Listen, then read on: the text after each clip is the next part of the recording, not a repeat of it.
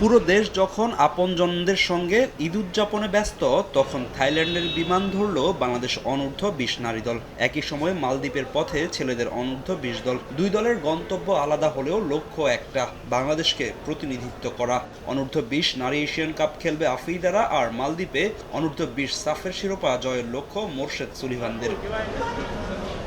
এই দলের অনেকেই প্রথমবারের মতো ঈদ করছে পরিবার ছাড়া। কিছুটা খারাপ লাগলেও দেশের স্বার্থে এমন ত্যাগ আফ্রিদারা মেনে নিয়েছেন। এটা দেশের জন্য ত্যাগ করতেছি, ফুটবলের জন্য ত্যাগ করতেছি, ভালোই লাগে। কোচ আমাদেরকে দেখিয়েছে, তার প্ল্যানিং অনুযায়ী আমরা প্র্যাকটিস করেছি। যেহেতু আমাদের প্রতিপক্ষ হচ্ছে চায়না, থাইল্যান্ড, ভিয়েতনাম, তো চায়নার সাথে তো আমরা খেলেছি, আমাদের অভিজ্ঞতাটা আছে যথেষ্ট।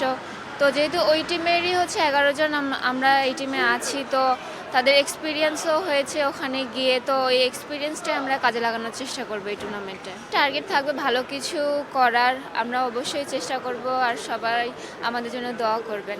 অপটিক্যাল ব্রাইটেনার, কালার গার্ড এবং জার্ড লক সমৃদ্ধ অ্যাডভান্স ফর্মুলায় এলো নতুন রে ডিটারজেন্ট পাউডার। একটু আগে ভাগে থাইল্যান্ড যাচ্ছে অনূর্ধ্ব-20 নারী দল। লক্ষ্য দেশটিতে কন্ডিশনিং ক্যাম্প করা, সেই সঙ্গে দুটি প্রীতি ম্যাচ খেলার কথাও রয়েছে পিটার বাটলার শিষ্যদের। এদিকে মার্কক্সের অধীনে জাতীয় স্টেডিয়ামে কঠোর অনুশীলন করেছে ছেলেদের অনূর্ধ্ব-20 দল। লক্ষ্য সাফের শিরোপা জয়। জাতীয় দলের সঙ্গে একই হোটেলে ওঠায় অনুপ্রেরণা পেয়েছে যুবারা। শমিত জামালদের কাছ থেকে পেয়েছে গুরুত্বপূর্ণ পরামর্শ। ঈদটাকে আপাতত আমরা বাইরে রাখতেছি, আমাদের ফোকাস এখন কিভাবে শিরোপা জেতা।